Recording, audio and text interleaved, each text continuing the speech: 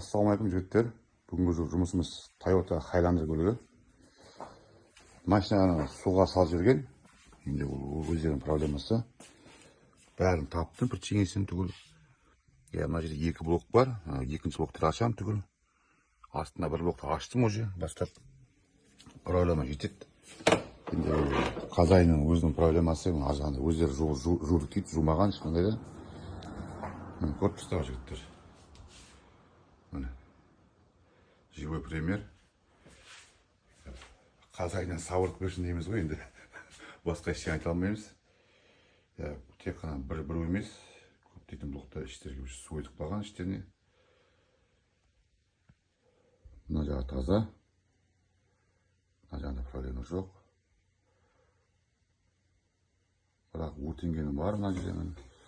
Көріп тұрсыздар, тексерген өзі, заманкане болған ғой ішінен өзі. Көреміз қазір. Тескен ба, тескенбеген ба бәрін ателе қараймыз.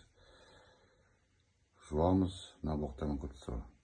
Лас өртеніп кеткен аяқтан бәрі агрессивный беріп жанып кеткен. Жасап қолайық. Көп не істемейік. Машина суға түсті ма, сразу жігітті алып келіңіздер. Оны үйден істеймін, мен үйден жуып тастадым деп негізі берген жоқ. Бірақ мен айттым, түсіндіріп. Атан сен штикерін шығарғаннан пайда жоқ. Мына штикерден жігітте пайда жоқ ешқандай да. Яғни шығарып жуғаннан. Мына астының бәрі блоктар ғой түгіл. Бәрін су өтіп қалды іштеріне. Көреміз енді не болса да. Амансыздар, жігіттер, аман болайық.